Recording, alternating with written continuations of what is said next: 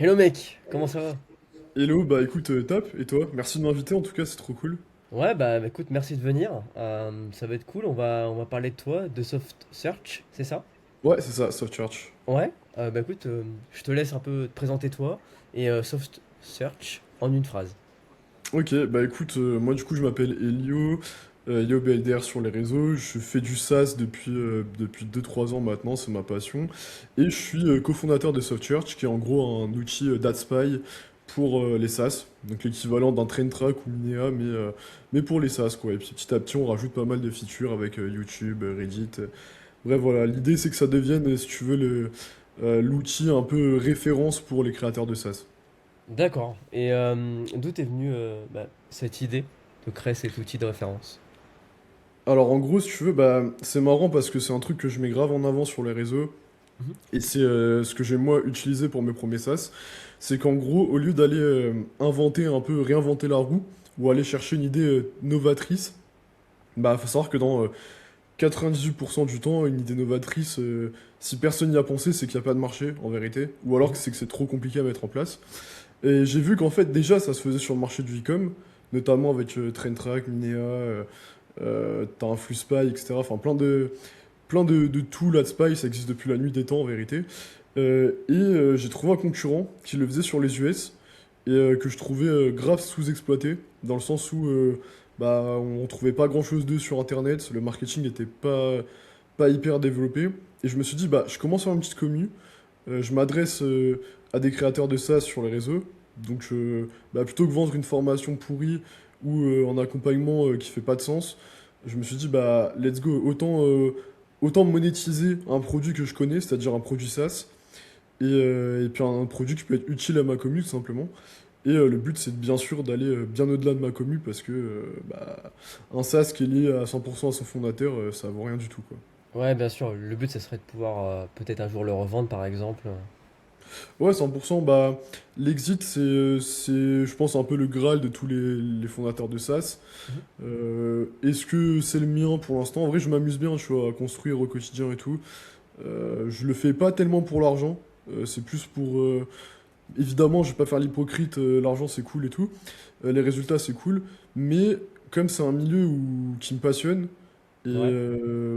bah, en fait, c'est important de te lever le matin et de te dire, ok, je fais un truc qui me passionne, je fais un truc qui me fait kiffer. Et pour l'instant, c'est le cas, donc on va voir jusqu'où on l'emmène. Et Mhm. puis éventuellement, on vous revendra par la suite si des opportunités se présentent. Mais ça, c'est vraiment le Graal ultime à terme, quoi. Ouais. Et tu penses que du coup, la passion, ça t'aide au niveau de la créativité, par exemple, que ce soit la créativité pour aller acquérir des clients, pour aller créer du contenu.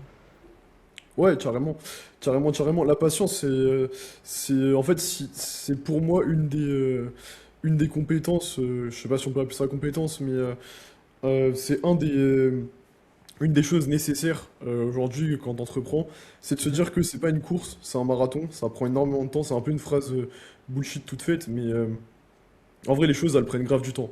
Et si t'es pas patient, si t'es pas passionné, Mhm. bah demain, ça sert à rien, abandonne parce que il y a tellement de concurrence aujourd'hui que acquérir des clients, ça prend un peu plus de temps. Il y a beaucoup plus de gens sur le marché. Faut savoir tirer ton épingle du jeu, te faire ta place. Et ça prend du temps. Tu te fais pas ta place en 2 semaines. Te faire Bien ta sûr. place, ça prend beaucoup de temps. Tu vas devoir aller chercher des créateurs de contenu, mettre en place des canaux d'acquisition, voilà, faire plein de choses. Surtout en CS, qui est un des business les plus compliqués. Donc ouais, la patience, c'est la clé aujourd'hui, hein, clairement. Ouais, ouais. Et je voulais te demander, du coup, t'as lancé ça quand, ce projet? Alors, le projet, il date de début 2026. Enfin, Mhm. l'idée, elle m'a germé depuis quelques temps, tu vois. Le dev, on va dire qu'on a commencé début 2026. J'ai eu pas mal de galères. Intéressant d'en parler, je pense, pour les gens qui nous écoutent. Mhm. C'est que je me suis associé avec les mauvaises personnes. Alors, pas mauvaises personnes dans le sens, c'était pas des bonnes personnes humainement, etc. Juste des gens qui avaient pas forcément le temps, qui étaient sur des études en parallèle, qui étaient Mhm. sur un taf en parallèle, du coup qui n'avaient pas du tout le temps pour le projet, là où moi je suis full-time et je voulais des gens bah, 100% dédiés au projet. Donc en fait j'ai changé deux trois fois d'associé tech, parce que moi je suis pas tech, je suis issu du milieu du market de base, même si j'ai des connaissances tech. Évidemment, même si aujourd'hui on voit un peu tout avec Claude, le vibe code et tout, bah aujourd'hui je voulais quand même avoir un associé tech pour m'épauler parce que c'est un projet qui est assez complexe. Il y a du scrapping, il y a de la donnée. Bien sûr. Euh, donc, euh, donc voilà, et puis c'est plus sympa d'être à deux en vérité quand tu construis un truc, hein, ça permet de se motiver, d'échanger des visions et tout. Hmm. Donc voilà, ça c'est un peu l'erreur que j'ai faite. Et officiellement on l'a lancé là début juin, donc c'est encore très frais. On a nos premiers utilisateurs payants, Ok, donc ça cool. valide la demande. Maintenant, comme je t'ai dit un peu en off, faut qu'on accélère. Moi, j'étais pas là pendant un petit moment parce que j'étais en vac, même si j'avais le PC. Et là, du coup, l'idée, c'est vraiment de passer à la vitesse supérieure, notamment sur les US. Donc là, tu vois, avant de commencer le podcast, j'étais justement en train de parler avec des affiliés. On cherche pas mal d'affiliés. La strat, Mhm. c'est vraiment d'inonder le marché, d'être partout. Partout où il y a des créateurs qui parlent de SaaS, faut que SoftChurch soit là. Peu importe ce que ça nous coûte, quitte à pas être rentable au début. Et on a vraiment cette mentalité de se dire que des tools comme ça, il y en aura. Et faut être celui qui est partout, il faut être celui qui est la référence, quoi, tout simplement. Ouais, pour être le gagnant, faut être celui qui est partout et peut-être aussi celui qui engrange le max de données, le max de Mm. data. 100%. Ouais, bah, Ouais. dans le milieu des AdSpy, deux choses. T'as un, la qualité de tes données et le nombre de données. Donc nous, c'est ce qu'on travaille là en parallèle niveau technique. On est en train de toujours trouver des nouvelles techniques pour avoir plus de données, pour faire en sorte que ça nous coûte moins cher, parce que ça coûte extrêmement cher de traiter énormément de données comme ça. Faire en Mhm. sorte qu'elles soient de plus en plus précises. Donc c'est là où en fait on a un peu ralenti sur l'acquisition pour se concentrer un peu plus sur le produit. Parce que si tu veux, on voit beaucoup sur les réseaux, tu sais, des gens te dire ouais bah la distribution avant le produit. Alors oui, d'une certaine manière, mais si t'as pas un produit hyper quali, t'as beau faire rentrer autant de clients que tu veux, si derrière ils restent pas abonnés, ton taux de Hmm. churn il est catastrophique et tu perds en fait tout l'avantage du produit SaaS, tu vois. Le SaaS, l'avantage c'est même si t'as plein de SaaS ou d'autres modèles que du récurrent, le gros avantage c'est du récurrent, c'est enfin d'avoir ce modèle récurrent. Et si t'as un churn élevé, bah déjà ton SaaS il vaut rien et tu perds tout l'avantage de ce côté récurrent, quoi. Ah, ok. Moi, je dirais que c'est plutôt, on va dire, en termes d'étapes. Par exemple, tu vois, la distribution en premier, ça Mm. te ramène les premiers clients et ils te font des retours de leur part, utilisateurs, pour que Mm. toi, après, tu aies le produit plus pertinent Bah possible. carrément. Mm. Parce que faire un produit dans l'ombre pendant un an, par exemple, Ouais, c'est non, sans le c'est distribuer. non, c'est clair. Mais t'as 200% raison. Et c'est exactement le framework qu'on a suivi, tu vois. C'est en gros, première étape, on récolte. Nous, pour te dire, en gros, on a fait. J'ai parlé du produit bien avant qu'il sorte. Mhm. Et moi, c'est ce que je conseille aux gens, c'est de parler du produit bien avant que votre produit sorte. Parce que c'est là où vous allez pouvoir récolter bah, déjà des premiers emails. Vous allez pouvoir faire une landing page Mm. avec bah, déjà un peu ce que propose votre produit. Vous allez pouvoir mettre un champ de mail pour récupérer des premiers emails. Même si c'est pas un paiement, c'est déjà une preuve qu'il y a un premier intérêt. Et une fois que vous avez les emails, bah, dès que le produit sort, vous shootez les emails et vous avez déjà une base de personnes qui sont prêtes à l'accueillir. Nous, c'est ce qu'on a fait. Après, on a fait une bêta privée pour récolter un peu de feedback et on a Mhm. déjà eu des ventes sur la bêta privée. Donc, juste avec les emails, tu vois, sans forcément faire de Bien la sûr. pub en public. Donc, ça, c'était intéressant. Mm. Et après, on a fait une bêta un peu publique. On est encore dans cette phase-là, tu vois, de se dire, bah, on lance le produit en public, on voit comment ça répond. Là, le produit, il est encore très jeune, hein, tu vois, il a un mois. Donc, on récolte encore pas mal de feedback. On a fait nos premières ventes. On est OK sur le fait qu'il y a une demande. Maintenant, c'est bah, suite aux résultats qu'on a eu et au feedback qu'on a eu, Mhm. comment bah, on améliore le produit pour après scaler l'acquisition, tu vois, parce que, ok, donc là on a fait de la distrib, on a acquéri des premiers clients, mais si on commence à mettre des sous dans la machine, commence à scaler, payer des créateurs, payer de l'ads, payer plein de trucs pour aller plus loin, bah si ton panier il est percé et que les users ils restent pas abonnés à ta solution, ton funnel il convertit pas, ça sert à rien, tu jettes de l'argent dans le vide, quoi. Ok. Et du coup, comment ça fonctionne SoftSearch? Il y a un abonnement mensuel, annuel. Comment est-ce que bah, du coup tu vas aller chercher la monétisation? Ouais, bien sûr, bah, si tu veux, c'est un système d'abonnement classique comme tu peux le voir sur d'autres bah, tools d'AdSpy. On est donc sur un abonnement mensuel à 49 $ Mhm. et un abonnement annuel où tu as 2 mois gratuits du coup sur l'année. Je sais plus exactement à combien il est. Mais, Mais voilà, ouais, modèle d'abonnement, Ouais. on juge que de toute façon c'est le modèle le plus propice, dans le sens où nous le but c'est de faire évoluer la solution. Donc forcément bah, l'intérêt de rester abonné à la solution, il est que voilà, on va déployer plein de mises à jour, on va ajouter toujours plus de data, euh, toujours plus de, toujours plus de fonctionnalités. Là tu vois typiquement on a déployé les créatives IA. Genre en gros, par exemple quand tu vois, en gros Softchurch ça te permet d'espionner un peu d'autres SaaS sur les bibliothèques publicitaires. Donc Meta, on va ajouter Google, on va ajouter TikTok, enfin bref, on va ajouter toutes Mhm. les bibliothèques. Et quand tu vois une créative maintenant qui te plaît sur Softchurch, on a ajouté une fonctionnalité qui va permettre de la dupliquer par l'IA. Donc ça, tu vois, ça fait partie un peu de notre roadmap, de se dire que, ok, la personne, elle est abonnée à la solution, et nous, notre but, c'est de renforcer l'outil au quotidien pour faire en sorte qu'elle reste abonnée, tu vois. Et ça fait partie un peu de cette stratégie de renforcer l'outil à 200%. Ouais, clairement, clairement. Et du coup, en fait, tu t'adresses à quel type de personnes? Donc, personnes qui aiment vibe coder, par exemple. Euh, donc, ils cherchent à lancer un projet tout en s'inspirant, ou en copiant carrément, Ouais. des SaaS qui existent déjà, par exemple aux US ou dans d'autres pays. Mm. Tu fais quel pays du coup à peu près? Ouais, bah 200%. En gros, bah là pour l'instant, on a des users de partout Ok. parce que je me suis pas. Alors oui, d'accord avec ma commu, je me suis focus un peu sur la France au début pour voir, mais l'ambition, elle a toujours été de tester avec la commu que j'ai, voir comment ça réagit et tout de suite switcher vers les US. Mhm. Et un des canaux que j'ai choisi, c'est Reddit.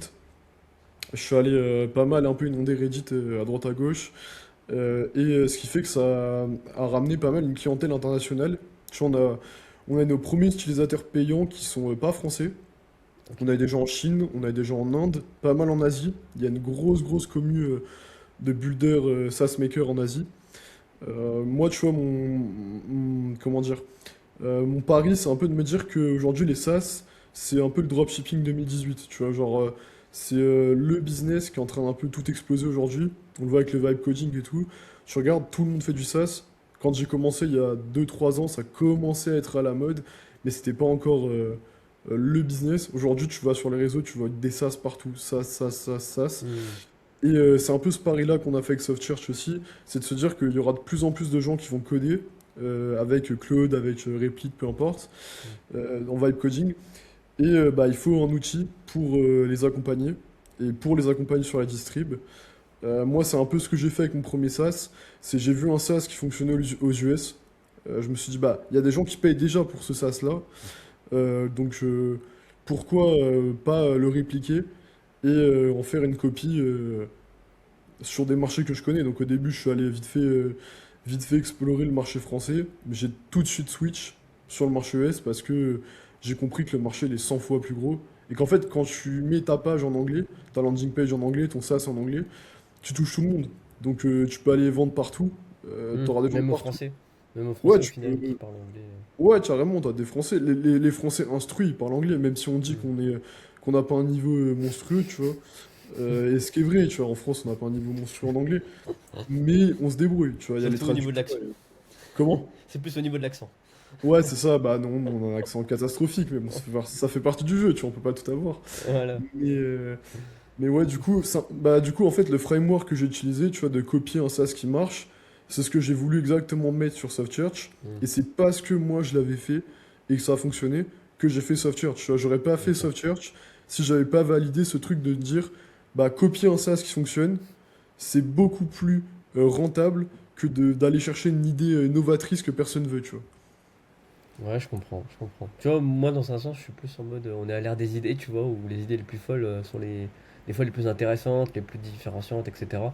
Mais c'est sûr que si tu lances un truc et il est pas validé, c'est de la merde, quoi. Enfin, Bah, en fait, ça dépend ton niveau de tolérance au risque, tu vois. Genre, ouais, ouais.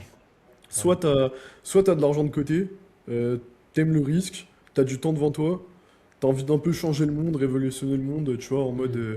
bah, t'es un techos, t'aimes la tech, t'as envie de vraiment build un produit de zéro et peut-être que ça va changer le quotidien des gens. C'est un peu la définition de la technologie, tu vois, de base, quand tu regardes, c'est quand les gens lançaient des boîtes tech, c'était pour ça. Et bah dans ce cas-là, tu te lances dans cette aventure, tu fais le pari de est-ce que ça prend, est-ce que ça prend pas. Et voilà, tu vois. Mais il faut Hmm. avoir du temps à cramer, faut avoir bah, l'espoir que ça fonctionne.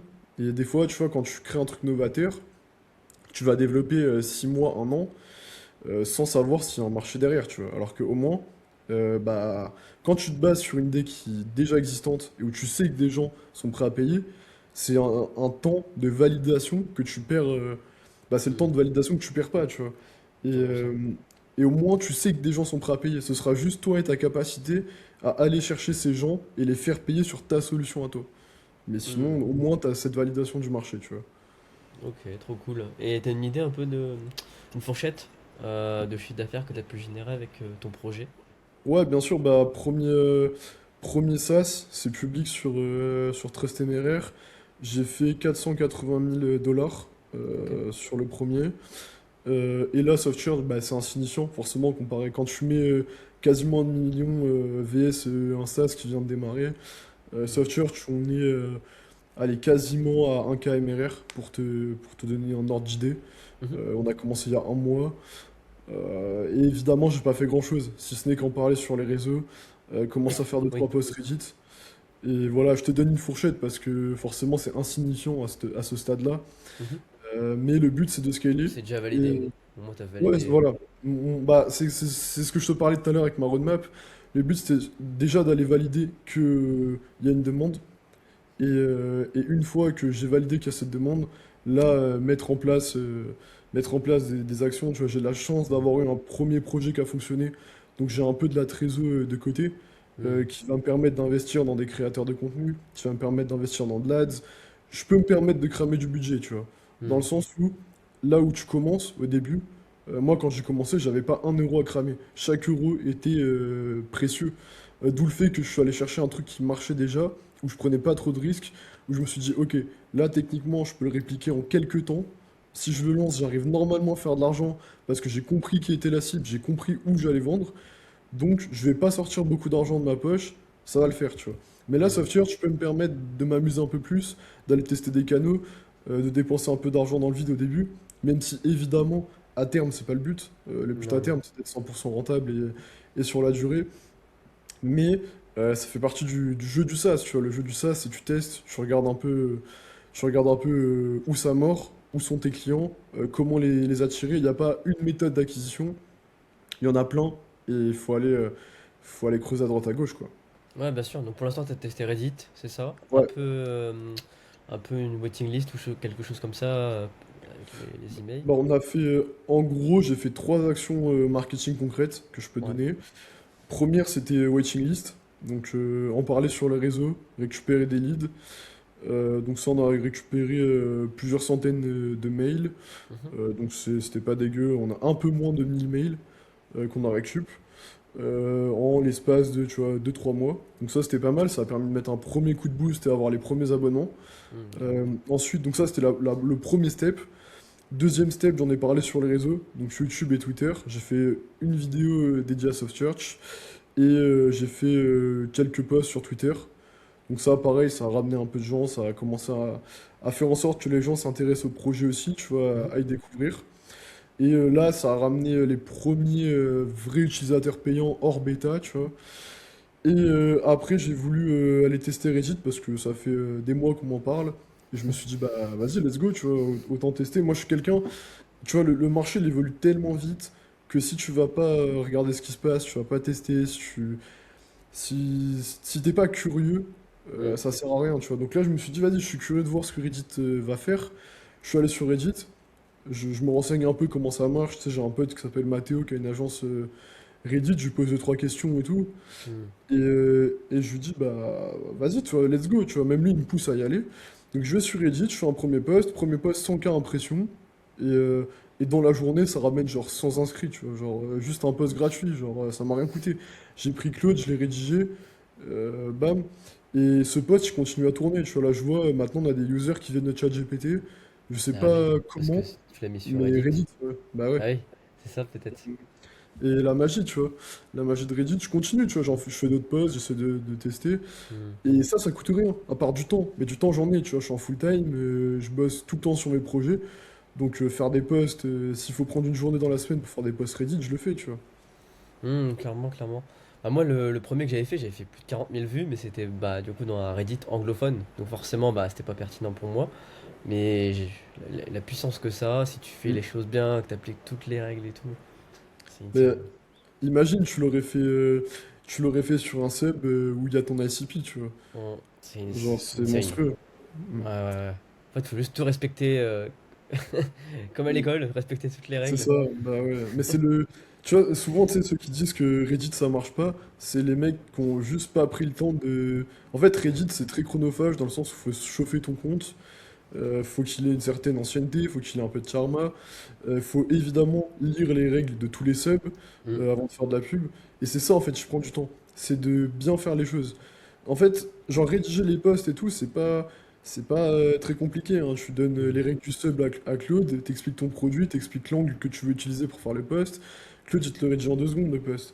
Ce qui est hyper chronophage, c'est déjà de chauffer ton compte, Mm. agir comme un vrai user. Donc une fois que tu as fait tes posts promo, continue d'aller répondre à deux trois posts et compagnie pour que Reddit capte que tu es un vrai user.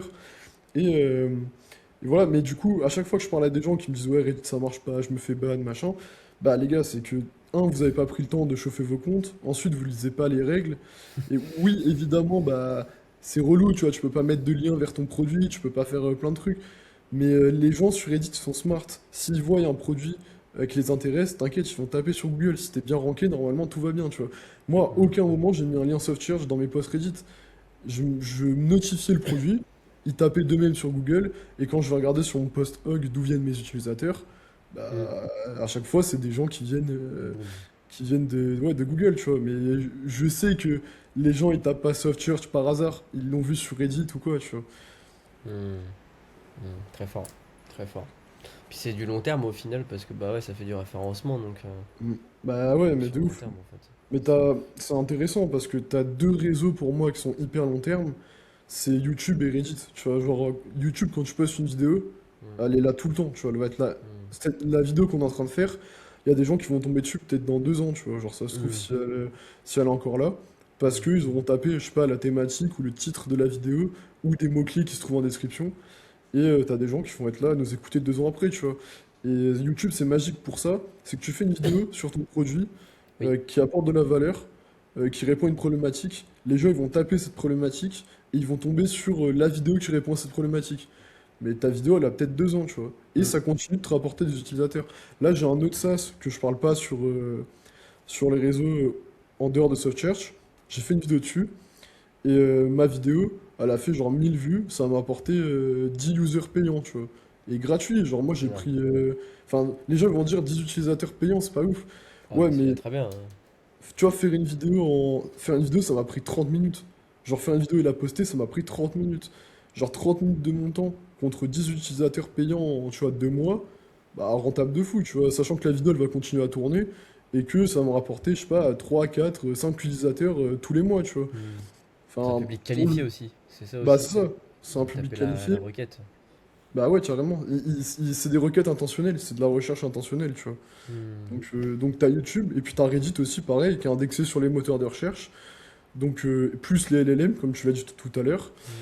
Mm. Bah, suffit qu'un mec tape ce que tu mentionnes dans ton post Reddit sur Google, bah, il tombe sur ton post. Et Mm. ça, des mois après, tu vois. Ouais. Donc, légendaire, tu vois, il y a un post qui t'a pris 10 minutes à écrire, il va être ranké toute ta vie. Donc, incroyable. Mm. Ouais, 100%.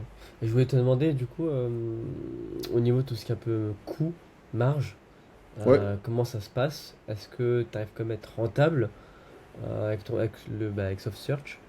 Hmm. Ouais. Ah, alors, en gros, bah, intéressant. Moi, je différencie deux choses. Je différencie l'argent de mes boîtes et Mhm. mon argent à moi. Mhm. Et ça, les gens, ils font pas trop la différence, surtout dans le milieu indie hacker, SaaS et tout. Moi, faut savoir que je suis déclaré en France. J'ai une vraie boîte, tu vois, genre pas micro-entreprise ou quoi, SAS. Donc, il y a des coûts, il y a les coûts Ouais. comptables, il y a plein de coûts. Et ce qui fait que mon argent à moi est complètement différent de l'argent de mes boîtes. Hmm. Donc, ce que j'essaie de faire en sorte de toujours être rentable day one sur mes boîtes. Tu vois, quand je lance une boîte, faut que elle soit rentable le premier jour.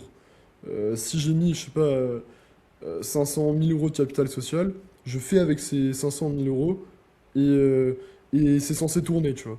Et là, normalement, bah, sur tous les SaaS que j'ai, on est rentable day one, tu vois. Genre, premier jour, en fait, même si j'ai de l'argent en perso lié à mon premier projet, cet argent, il est pas, c'est pas l'argent de mes sociétés. Genre, évidemment, j'en mets petit à petit si besoin. Et si demain, tu vois, on a besoin de payer un créateur, si demain on a besoin de faire ci, et que le SaaS rapporte pas assez pour scaler, Hmm, bah, j'en mettrai de ma poche, parce que je m'en fous, tu vois. Mais bien sûr. ce que j'essaie de faire en sorte, c'est que les entreprises s'autosuffisent. Que j'ai pas besoin de mettre de la main à la poche pour financer les boîtes. Parce que, tu vois, une boîte saine, c'est une boîte qui dépense ce qu'elle peut dépenser. Tu vois, c'est pas une boîte qui dépense ce qu'elle génère pas, quoi. Si tous les mois je rajoute de l'argent dans la boîte, bah, sur le long terme, c'est pas périn du tout. Donc ça, c'est important. Hmm. Et ouais, donc ça, c'est un truc que je recommande aussi aux gens. C'est que oui, ok, il y a le MRR, il y a le chiffre d'affaires. C'est des vanity metrics, tu vois, c'est des chiffres. Ce qui compte, c'est combien rentre dans les comptes de la boîte. Et parce que c'est ça qui te permet d'aller plus loin, c'est ça qui te permet de scaler, c'est ça qui te permet, bah, quand tu te fais racheter, de valoriser ta boîte. Parce que tu peux faire 100K de MRR, hein. Si à la fin du mois, tu prends 1 000 €, ça sert à rien. Tu vois, si t'es rentable à 1%, Bah oui, oui. Bah, en t'en fait, fous. souvent, c'est dû à l'utilisation de l'IA que les gens ne sont pas Mm. forcément rentables. Souvent, Bah, c'est ça. 2000%. Mm. Ouais, bah oui, coût API. T'as les coûts Hmm. API. Nous, on fait grave attention aux coûts API. Tu vois, j'ai un cofondateur, Cédric, à qui je fais petite dédicace, Mhm. qui fait vraiment attention. Tu vois, moi, je suis un peu l'esprit foufou créatif. Je vais partout. J'ai pas peur de me mouiller, j'ai pas peur de prendre des risques, j'ai pas peur de all-in, tu vois. Mais Cédric, du coup, mon associé, il est beaucoup plus terre à terre. Il va Ouais. grave faire attention au coût de tous les abonnements, tu vois. Genre, je te dis une connerie, hein, mais genre, on a, je sais pas, 100 000 € sur le compte de la boîte. Bah, pour lui, rajouter un abonnement à 16 € par mois, bah, si on n'en a pas vraiment l'utilité, il va faire en sorte que ces 16 € par mois, même si on a 100 000 € sur la boîte, il va se dire, ok, bah, 16 € par mois, c'est trop, genre, on va payer ça indéfiniment. Enfin, tu vois, il est vraiment un cost killer. Genre, tous les coûts qu'il peut baisser, il le fait. Tu vois, là, c'est ce qu'on fait sur SoftChurch. On est en train de trouver des techniques pour payer très peu en scrapping, en API, en proxy et compagnie, tu vois. Et merci au fait qu'il soit là aujourd'hui, parce que sinon, moi, je partirais dans tous les sens et je serais en mode, tu sais, bulldozer, quoi. Genre, peu importe les coûts, on casse tout, on y va, et on rectifiera les coûts après. Mais ça, en vérité, c'est pas du tout ce qu'il faut faire. Tu vois, faut contrôler tes coûts, faut contrôler tes marges. Et Bien ça, sûr. dès le début, tu vois, c'est hyper important. Bien sûr, bien sûr. Du coup, est-ce que tu as un ordre d'idée un peu en termes de pourcentage ou quoi Ouais, c'est ça au niveau de la Ouais, marge. ouais, bien sûr. Bah, en vrai, tu vois, le modèle, enfin, l'avantage du modèle SaaS et des business en ligne, Hmm. c'est que normalement, t'es pas censé cramer un cash monstrueux, tu vois. Genre, tu t'es censé Hmm. marger énormément. Donc moi, ce que je me suis dit aujourd'hui, pourquoi je fais des business en ligne? Parce que, un, c'est facile, enfin, c'est facile à vendre. Genre aujourd'hui, deux, trois clics, tu peux vendre au monde entier. C'est pas, prenez pas ce que je dis à mot près, hein, c'est facile, on s'entend, tu vois. Ça demande énormément de travail quand même. Mais tu peux toucher le monde entier en deux, trois clics. Là où dans les business physiques, faut te déplacer, il faut aller voir les gens, faut machin. Donc déjà pour ça, un, pour ça, deux, pour la marge, parce que normalement, un business en ligne, tu vois, une fois que tu as déployé ton logiciel, une fois que tu as déployé ton produit, bon, tu vas avoir des coûts récurrents qui vont être, je sais pas, des abonnements mail, des coûts API, des trucs comme ça. Mais normalement, t'es censé marger énormément en business en ligne, tu vois, genre, alors ça dépend, tu vois, t'as le e-com où si tu fais déjà 30-40% de marge, c'est monstrueux, tu vois, Hmm. mais moi je me suis fixé comme seuil 60%. Si je Ouais, marche pas ok. à minimum 60%, bah pour moi c'est pas la peine, tu vois, genre, l'avantage d'un business en ligne c'est sa marge. Si tu fais du business en ligne et que tu marges pas, bah, ça sert à rien, à moins que tu fasses des volumes monstrueux. Tu vois, si tu as une marge à 10%, si tu fais 10 millions, bah tu fais 1 million, tu vois. Hmm. Mais t'imagines l'énergie qu'il faut mettre pour faire 10 millions et pour en récolter qu'un, tu vois. Hmm. Genre, c'est monstrueux. Puis il y a une différence entre ne pas faire de marge à cause de la pub, mais qui, elle, va Mm. te ramener des clients et du coup qui resteront sur le long terme. Mm. et des coûts que tu peux pas retirer à ton business, quoi. Ouais, 2000%. Bah, t'as tes coûts fixes qui Mm. sont intouchables, où tu sais que tous les mois ça va te coûter ça. Donc c'est les équipes, ça va être les API, les machins, les trucs. Même si les API ça scale en fonction de ton utilisation aussi. C'est pour Bien ça sûr. aussi que, bah, au niveau des équipes, recrute que quand tu peux, tu vois. Genre, moi j'ai cette philosophie de me dire, tu vois, ma boîte qui a fait 500K, on est toujours resté trois, tu vois, les trois fondateurs. Et on n'a jamais voulu prendre. Alors évidemment, on a pris un freelance ou deux de temps en temps quand on a besoin de missions ponctuelles sur, je sais pas, du design, des trucs comme ça. Ouais. Mais tout ce qu'on pouvait faire nous-mêmes, on le faisait. Parce que c'est la beauté d'Internet, tu vois. Tu peux monter des boîtes à des millions et être deux, trois gars, tu vois. Ou Mm. meuf, enfin, peu Bah, de importe, mais plus en tu vois. plus maintenant. Ouais, bien sûr, avec l'IA, bah de ouf, tu vois, on voit les premiers solopreneurs qui deviennent multimillionnaires aujourd'hui. Et c'est une C'est beau folie. ça. Bah ouais, c'est la beauté, c'est incroyable, c'est la beauté d'Internet. Mais tu vois, pour moi, la beauté d'Internet, c'est ça. C'est faire en sorte d'avoir le moins de coûts possible, faire en sorte d'aller le plus vite possible, tester le plus vite possible. C'est l'agilité, tu vois. Si tu fais du business en ligne avec les mêmes contraintes qu'un business physique, ça perd tout son sens. Bien sûr, bien sûr. Et du coup, tu fais quelques automatisations dans ton travail, Ouais, au bien sûr, niveau du contenu, au niveau, enfin, je sais pas, ouais. Est-ce que tu as des exemples à donner? ouais, bien sûr, bah, j'essaye. Le content, je l'automatise pas trop parce que j'essaie de rester authentique au Mhm. maximum. Tu vois, normalement, bah, si tu regardes un peu ce que je tweet et comment je m'exprime sur YouTube et tout, tu vas voir que globalement, c'est à peu près la même chose que quand on a une discussion là posée, tu vois. Hmm. J'essaye de faire en sorte que ce que je tweete, ça sorte de ma tête. Parce que c'est important de... Pour moi, tu vois, j'ai pris le pari de faire du contenu, j'ai pris l'initiative de faire du contenu. Si les gens sont abonnés à moi, c'est parce que ils veulent m'entendre moi, ils veulent écouter ce qui sort de ma tête. Et si c'est pour recracher des trucs qui sortent à l'IA, bah ça sert à rien, tu vois. Et souvent ce que je dis aux gens qui se lancent sur les réseaux, c'est que si vous vous lancez sur les réseaux dans le but de juste faire de l'AI slop, genre en gros recracher ce que dit ChatGPT, ça marchera pas, tu vois. Quelqu'un s'abonne parce que c'est toi.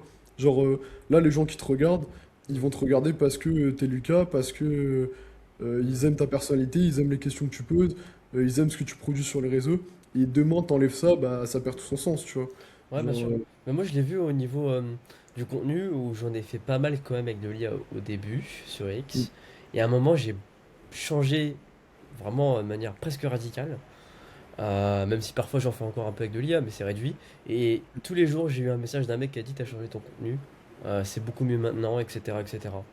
bah ouais, carrément. Mais il n'y a pas photo. Il n'y a pas photo. Parce que tu donnes aux gens ce qu'ils veulent, c'est-à-dire toi, tu vois. Genre, des idées qui sortent de ta tête. Genre, Ouais. en fait, l'humain, il est imparfait. Mm. Du coup, c'est ça qui est intéressant. C'est que des fois, je peux dire énormément de conneries. Genre, des fois, je vais dire des conneries, je vais dire des trucs qui font pas de sens, je vais dire des trucs qui créent le débat, mais parce que ça sort de ma tête, et c'est cool, tu vois. Genre, c'est mieux. Tu vois, là, par exemple, dans le podcast, j'ai dit des trucs, les gens, ils seront peut-être pas d'accord avec moi sur des trucs, tu vois. Mais Ouais, c'est ouais. ça la beauté, tu vois. C'est de se dire, on a tous des avis différents et on suit des gens parce que, tu vois, moi, il y a plein de gens, ils ont pas les mêmes avis que moi sur les réseaux, mais je prends du plaisir à les suivre Mm. parce que des fois, ça peut m'activer, tu vois, un mécanisme de pensée, de me dire, ok, bah là, il a dit un truc, j'aurais pas forcément dit ça, mais intéressant, tu vois, sa manière de Mm, penser. mm. Et Une si personne demain, qui raisonne bien en fait au final, c'est ça hmm, qu'on veut. ouais, 2000%, et puis des gens authentiques, tu vois, si demain on se met tous à faire du contenu avec l'IA, bah, il y Comme aura. sur LinkedIn. Ouais, c'est ça. Bah, tu regardes LinkedIn, typiquement, mais parlons-en, tu vois. C'est le meilleur exemple. Genre, moi, mec, je mets plus un pied sur LinkedIn. Parce Ouais. que j'ouvre LinkedIn, j'ai envie de péter des plombs, genre, vraiment. C'est En fait, horrible. quand t'as pas le choix, que c'est ton travail, bah c'est tout, t'y vas, mais Hmm. c'est chaud quoi. Putain, c'est chaud. Bah, tu sais, tout se ressemble, puis les gens, ils font des posts pour tout, tu vois, des trucs où en vrai, on s'en branle, genre, les mecs, ça y est, l'ascenseur de chez lui, il est en panne, Mais et oui! il a Putain. montré 4 étages, il va se dire, ah bah aujourd'hui, au lieu de prendre l'ascenseur, j'ai monté les escaliers, waouh, quelle leçon de mindset, tu vois, enfin, gros, on s'en fout, tu vois, la vie, c'est pas ça, genre, on s'en branle. J'avais envie de chier, je suis allé courir. Au final, J'ai j'ai vu pas ça, chié, ouais. j'ai bien fait de prendre le risque. J'ai vu, ouais. Je sais pas si c'est toi qui avais fait le post sur Twitter, mais ouais, j'avais vu. Ah, bah, c'était pas moi qui a fait le post sur LinkedIn, mais ouais, j'ai dû le partager. Il y en a plein qui l'ont partagé. Enfin, c'est une folie quoi. C'est un réseau pro à la base, ça dévie. Ça Encore, vit. tu vois, tu peux faire de l'humour, c'est marrant, tu vois, ça change. Mais tu vas mettre tout ce délire, mindset, branlette derrière et tout, on Ouais. s'en fout, tu vois, on veut du concret.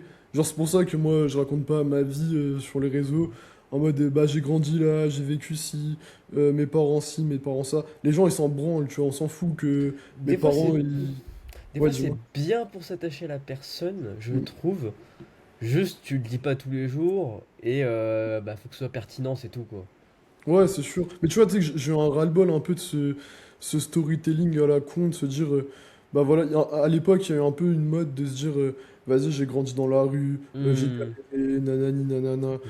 En vrai, gros, que t'aies grandi dans la rue, que tes parents ils soient multimillionnaires, enfin, en vrai, on s'en bat les couilles. Ce qui compte, c'est est-ce que toi, t'es une personne qui apporte de la valeur? Est-ce que toi, ce que tu racontes, c'est Hmm. intéressant? Tu peux être un ancien SDF self-made et être insupportable et dire que de la merde et apporter Hmm, bien aucune sûr. valeur, tu vois, ou être un fils de multimillionnaire et avoir une résilience de ouf. Tu vois, par exemple, là, j'ai écouté l'interview de Bernard Arnault sur Légende, genre qui est sorti Mhm. aujourd'hui, tu vois. Ouais, j'ai pas vu. Je me suis dit, ok, intéressant. Je suis allé regarder. Oui, le mec, il part pas de zéro, mais frère, tu peux pas. Enfin, personne peut dire. Genre, C'est même si incroyable tu ce qu'il pars a fait. bah oui, voilà. Genre, tu pars de zéro. Ok, t'as pas grandi dans la rue et tout.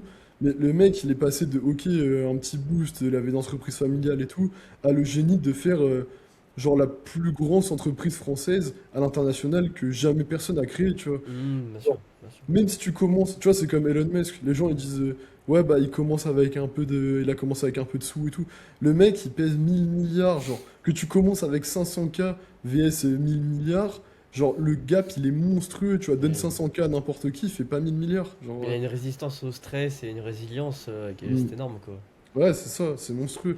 Mais c'est là où, tu Ouais. vois, du coup, on en parlait en plus ensemble, tu sais, en message, Hmm. où faut décorréler ce truc de branlette, mindset, je pars d'en bas, je raconte ma vie en mode.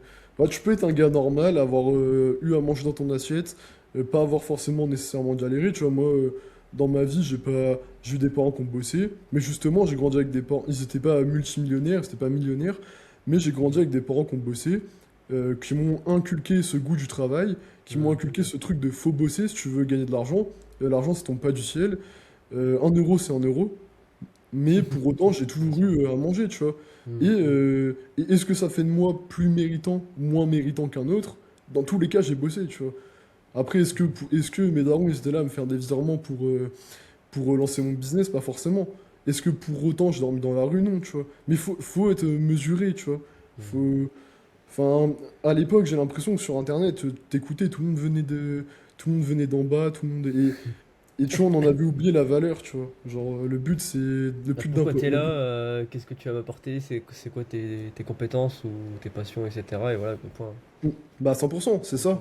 Ouais, ok. Si tu veux bien, on va un peu rediriger vers un autre aspect. On va parler un petit peu des galères et des erreurs Ouais. que tu as pu faire euh, dans ton projet. Est-ce que, Mm. bah, justement, il y a eu une erreur ou deux en particulier que tu as fait? Tu as parlé un peu de l'association au début. Ouais, c'est ça. Est-ce que tu en as d'autres un peu à citer? Bah, ouais, première erreur, association. Mhm. Dans le sens où associez-vous avec les bonnes personnes, qui ont les mêmes ambitions que vous, qui ont les mêmes ambitions que vous, qui ont les mêmes objectifs que vous. Ça, c'est hyper important. C'est, je pense, une des plus grosses erreurs que font les fondateurs de ça, c'est de s'associer avec les mauvaises personnes ou dans des business plus généraux, tu vois. Mhm. Le, une mauvaise association, ça finit toujours par coincer, tu vois. Il vaut mieux que ça coince au début et que tu t'en rendes compte que ça coince quand il y a de l'argent en jeu, tu vois. Ouais, Genre bien moi, sûr. si j'ai mon premier SaaS, si j'ai arrêté en partie, c'est aussi parce que avec mes associés, on n'était plus sur la même longueur d'onde. Et quand il y a de l'argent en jeu, moi ça va parce que j'ai pas peur de all-in et repartir de zéro à chaque fois, parce que je suis un amoureux du process. Mais quand tu bloques à un certain palier, bah relou, tu vois, quand tu te fâches avec tes associés. Donc je pense association, première erreur. Deuxième erreur, le défocus. Ça, je l'ai fait beaucoup dans ma jeune, je vais pas dire carrière parce que c'est très prétentieux, mais dans mes précédentes expériences, Mhm. de se dire que vas-y, tu vois, c'était la mode des NFT, je vais faire des NFT, c'était la mode du e-com, je vais faire du e-com. C'était la mode des agences, je vais lancer une agence, tu vois. Et en fait, j'ai construit tout et rien. Et au final, sur le long terme, tu construis pas, tu vois. Genre, le temps fait les choses. Genre, le temps fait les choses, le temps construit des business, le temps construit des empires. Et tu vois, c'est l'effet cumulé. Moi, j'ai lu deux, trois livres, tu vois, et un qui m'a vraiment marqué, c'est l'effet cumulé. Alors certains vont dire il est très bullshit et tout. Moi, je trouve qu'il est simple, mais c'est tellement réel. C'est le fait de se dire que au plus tu vas mettre d'actions en place, au plus ça finira par payer. Et la somme de ces actions, bah, ça finira par faire plein de choses, tu vois. Genre des petits trucs finissent par faire des grandes montagnes. Donc ça, c'est important.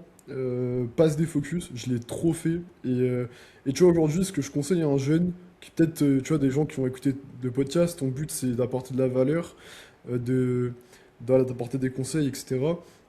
Si je peux donner un conseil aux gens qui commencent, Mhm. c'est aller sur un domaine précis qui vous passionne, parce que déjà, bah, personne peut battre un passionné. C'est Kylian de Tapit qui dit ça, j'avais bien aimé.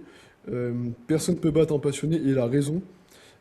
Ensuite, euh, faites les choses sur le long terme, c'est-à-dire trouvez un truc que vous aimez et restez-y. Moi, maintenant, c'est les SaaS, je kiffe faire ça. Ça fait 3 ans que je fais ça et j'ai pas envie de monter autre chose. Genre, j'ai pas envie de faire d'agence, j'ai pas envie de faire quoi que ce soit. Je suis passionné par le SaaS et je veux continuer. Et c'est ce qui fait que sur le long terme, j'aurai des résultats quoi qu'il arrive. C'est que je lâche pas et tous les jours, je fais ça. Et je pense SaaS, je mange SaaS, c'est mon quotidien. Donc ça, et peut-être une autre erreur que j'ai fait, qu'est-ce que je pourrais te Une dire? fonctionnalité que tu aurais développée, par exemple, et que ça n'a pas servi, Ouais, ouais, bah, peut-être. euh, en vérité, j'ai pas encore assez de recul pour dire, tu vois, le SaaS, il a que un mois, donc Mhm. même si on traque tout avec PostHog et tout, bah c'est encore trop tôt pour se dire, ok, cette fonctionnalité, elle sert à rien, celle-ci, elle sert. Justement, on est encore dans cette phase de test, et c'est trop important, hein, tester, les gars. Aller regarder un peu ce qui fonctionne. Enfin, en fait, faut prendre des décisions avec de la data, tu vois. Nous, c'est pour ça qu'on a intégré PostHog au SaaS. En gros, PostHog, c'est un outil qui vous permet de voir un peu tout ce qui se passe sur votre application, où les gens cliquent, les features que les gens utilisent et tout. Mhm. Euh, et bah là, tu vois, on est vraiment dans cette phase de se dire, ok, on a des features, on va voir lesquelles sont les plus utilisées. Celles qui sont le plus utilisées, on va capitaliser là-dessus, on va les développer à fond. Et celles qui sont pas du tout utilisées, et bah dans ce cas-là, on les dégagera et voilà, tu vois. Mais non, pour l'instant, j'ai pas encore assez de recul, tu vois. Un mois, ça peut paraître beaucoup, mais c'est très peu à l'échelle d'un business, tu vois. Hmm, ouais, ok, je comprends. Euh, Est-ce qu'il y a d'autres outils que tu as utilisés dans tout ça? Tu as parlé de PostHog, des outils un peu marketing ou ouais, c'est ça. Bah honnêtement, post-hog, moi, ça me change beaucoup, beaucoup la vie. Mhm. Je pense aujourd'hui, si vous faites du SaaS ou un business, peu importe, bah, faut prendre des décisions sur de la data. Et avoir de la data, ça passe par bah, savoir ce qui se passe sur votre business. Donc, PostHog, pour moi, c'est un des logiciels que je recommande.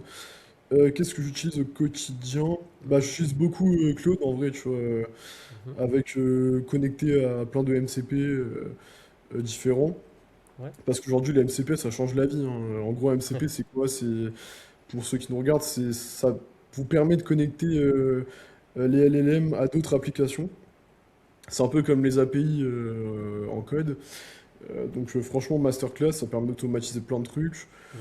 Mais ouais, honnêtement, bah, je fais beaucoup les choses à la main encore aujourd'hui, hein, tu vois, par Ah ouais, Claude, ok. automatiser un peu, tu vois, les tâches répétitives et tout, un peu relou, tu vois, quand je remplis des tableurs Excel, quand je vais chercher des créateurs, j'utilise Cowork par exemple, de Claude. Je dis, bah vas-y, va me trouver tous les créateurs SaaS intéressants. Hop, il prend le contrôle de mon PC, il va faire ses recherches un peu sur Twitter et tout. Mais sinon, ouais, j'utilise pas 15 000 outils, hein. Après, tu vois, les outils de mailing et compagnie qu'on utilise tous en SaaS. Mais sinon, non, franchement. Ouais, tu limites. Ouais, je limite, puis tu vois, j'évite d'aller sur. Tu sais, t'as vite fait de. En fait, plus tu utilises des outils, si Trello, j'aime bien, tu vois, parce que c'est très visuel. Mais moi, je suis un peu minimaliste. Tu sais, j'aime bien quand les choses sont genre très visuelles, qu'il n'y a pas besoin de chercher 40 000 trucs et tout. T'en as, ils font des Notion hyper développés et tout. Ça, c'est pas pour moi, tu vois. Moi, je suis pas assez organisé pour faire ce genre de truc. Moi, j'aime bien quand tout est simple, quand tu vois en 2 clics tes tâches. Bah, Google Agenda, tu vois, typiquement, je mets mes tâches dans mon agenda et basta, tu vois, j'ai pas besoin de plus. Pareil, WhatsApp avec mon associé, tu vois, on n'a pas besoin de Slack avec 12 000 personnes et tout. On a WhatsApp, on se parle au quotidien. Ok. J'essaye de limiter au max les frictions, tu vois. Je limite au max les outils, je limite au max les interlocuteurs, je limite au maximum toutes les tâches. En fait, j'essaie vraiment de simplifier ma vie le plus simple possible et pour éviter le défocus, simplement, quoi. Ok. Et est-ce qu'il y a une fonctionnalité là que tu es en train de travailler qui va arriver sur Soft Search, une dont tu n'auras pas parlé dans l'interview? Ouais, bien sûr, bah Reddit. En gros, on va déployer Reddit là sous peu. En gros, on va scanner un peu tout Reddit et tu vois, par exemple, sur les SaaS qu'on traque sur SoftSearch, Mhm. tu auras la possibilité de voir bah, tous les posts qui ont été faits à propos de ces SaaS-là, tu vois. Donc ça, Mhm. ça va permettre de t'inspirer toi quand tu vas rédiger des posts. Par exemple, tu as un concurrent qui a fait des posts sur son outil, bah tu regardes ce concurrent sur SoftSearch, tu regardes les posts qu'il a fait, toi, ça peut te donner des idées de posts à faire, sur quel sub, etc. Donc ça va arriver. On va déployer Google Ads, donc pour Mhm. traquer Google Ads. TikTok Ads aussi. TikTok, c'est hyper utilisé dans les SaaS, les apps mobiles. Donc c'est un must pour qu'aujourd'hui, tu vois, l'outil continue de fonctionner correctement. Mhm. Et ouais, puis après, on fait plein de micro-ajustements, tu vois, tous les jours, on est très agile. Et puis c'est le but, hein, c'est quand vous faites un SaaS, faut J'avais aller, vu faut tester. aussi une petite partie avec avec des VC. C'est ça Euh, ou je suis... En gros, bah ça, c'est un des use cases qu'on met en avant, c'est de demain, tu vois, si t'es VC. C'est de se dire, c'est un use case qu'on a mis sur la landing page, mais en Mhm. gros, c'est de se dire, vas-y, bah, demain t'es VC, tu cherches des SaaS intéressants dans lesquels investir, bah, tu peux aller regarder sur SoftSearch, Ça, j'ai sachant bien qu'on aimé. a. Bah, ça, ouais, tu vois, c'est intéressant parce que ça te permet d'avoir soit une estimation du MRR quand on n'a pas le MRR précis, Mhm. soit bah, avoir le MRR vérifié quand il est plugué à Trust MRR. Mhm. Et du coup, bah, pour un VC, c'est intéressant parce que ça te permet d'avoir plein de données sur des SaaS avant d'investir, tu fais un peu ta petite due diligence, tu vois, en amont, quoi. Ah, bien sûr, ça j'ai bien aimé ce truc-là, cet aspect-là. Parce que bah ouais, c'est leur job hein, d'aller chercher Mm. ça. Donc s'ils ont un outil pour aller les traquer, encore mieux, hein. Bah, carrément, bah, c'est pas la feature principale, tu vois, c'est pas Mhm. le use case principal, Bien sûr. mais c'est un petit use case de côté qui peut être toujours intéressant, quoi. Ouais, c'est ça. Ok. Est-ce qu'il y a quelque chose que tu regardes tous les matins, une métrique clé, un nombre de clients, quelque chose en particulier ouais, que tu regardes tous les matins? Ouais, bah, déjà, truc important que je fais, bah, déjà, évidemment, je regarde les métriques, tu vois, je regarde le Stripe, je Mhm. regarde un peu post-hog, tu vois, le nombre d'inscrits dans la nuit, d'où ils viennent et tout. Je regarde tout, moi, un truc qui est hyper important, c'est que je suis très data-driven, donc je regarde vraiment tous les jours d'où viennent les users, Mhm. quelle action marketing on a mis en place, qui paye vraiment, tu vois. Le but, c'est pas de taper dans le vide et mettre des coups d'épée dans l'eau, c'est de voir bah, ce qui rapporte vraiment, et là où on met vraiment notre énergie. Donc ça, c'est important. Je vais faire un tour sur Twitter parce que bah, je suis très présent sur Twitter. Et Twitter, tu le sais, hein, t'es présent aussi. Euh, Twitter, tu t'arrêtes une semaine, l'algo il t'a oublié, tu vois.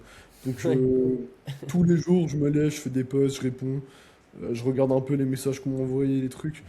Et ça, c'est vraiment ma routine du matin, c'est d'aller, tu vois, check les résultats des SaaS, regarder les méthodes qu'on payait, ce qui s'est passé pendant la nuit, faire un tour sur Twitter. Et voilà, hein, mais globalement, voilà. Et puis après, j'essaie de prendre un peu. Bon, ça, on rentre un peu dans la branlette, tu vois, mais j'essaie de prendre un peu soin de moi en mangeant correctement, un petit déj Ouais. équilibré et compagnie. Ça fait partie un peu du.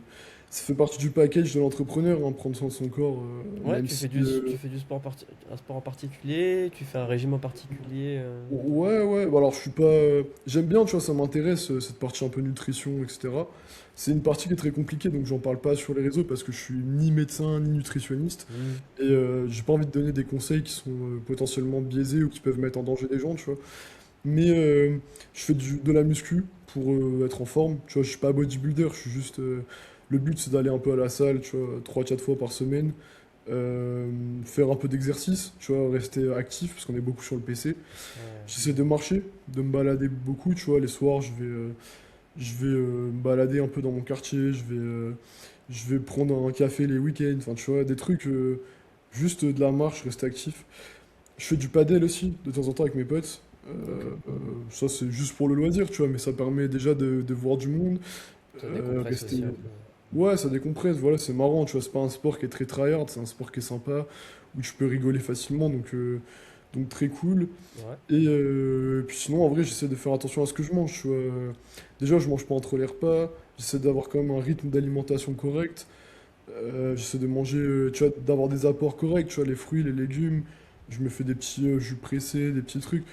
Après, voilà, le but, c'est pas non plus d'avoir une vie trop complexe et de mettre en place trop de process. Le but, c'est juste de faire attention et de pas. Parce que sinon, tu prends vite 15-20 kilos, rester assis dans ta chaise. Si en plus, bah, tu manges mal, ça va vite, quoi.